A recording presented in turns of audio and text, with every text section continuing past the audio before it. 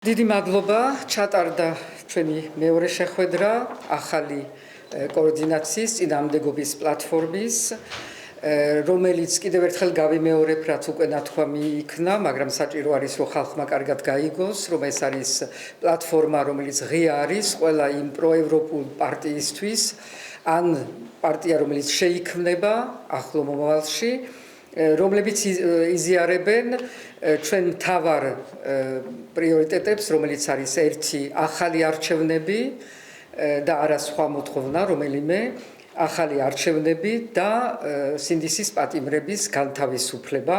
ეს ორი მთავარი ცხადი არის როგორც პროევროპული პარტიები, ესენი ასევე იზიარებენ ქართულ ქარტიას. ეს არის ის სამი მოცემულობა, რომელიც ქმნის და რომელიც უხსნის გზას პარტიებს, რომ შემოვიდნენ ამ პლატფორმაში.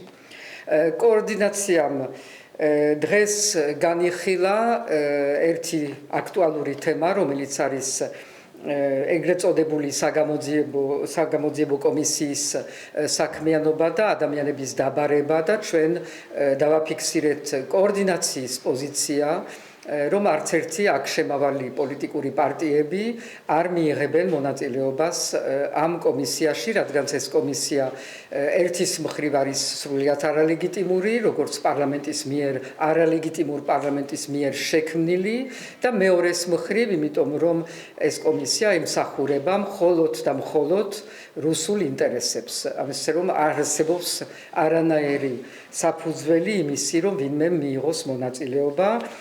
ასევე ეს კომისია ემსახურება იმას, რომ დაითესოს შიში, ეხლა უფრო პირდაპირ მიზანში არიან აღებული პოლიტიკური ლიდერები, რომ ხალხთან გავრცელდეს ის აზრი, რომ ყველას მოგწოდებით და ყველა ხართ სამიზნეში, მაგრამ ეს არ ნიშნავს იმას, რომ ვინმე უნდა ამას დაემკვიდრებაროს და შიში გავრცელოს. ასე რომ პოზიცია არის, რომ არავინ არ მიიღებს ამ პოლიტიკურ პარტიებიდან მონაწილეობას. კიდევ ამ დღის წესრიგში დღეს ქონდა ორი კიდე სხვა თემა. ერთი შიდა მექანიზმები, რომელიც ნელ-ნელა უნდა ჩამოყალიბდეს და გვაქვს რამოდენიმე მოსაზრება. შევქმნით ერთიან საერთაშორისო კალენდარს იმისთვის, რომ ჩვენი პოზიციები დროულად იყოს მიწოდებული სხვადასხვა ლიდერებთან თუ პარლამენტებთან, როგორც კოორდინაციის პოზიციები.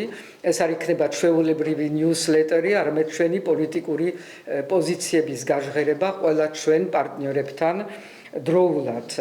პირველი ასეთი შემთხვევა არის 7 აპრილის სესია ევროპული საბჭოს ასამბლეისი, რომელზედაც ემზადებიან პოლიტიკური პარტიები და იქაც ადგილზე მიმდინარეობს კოორდინაცია.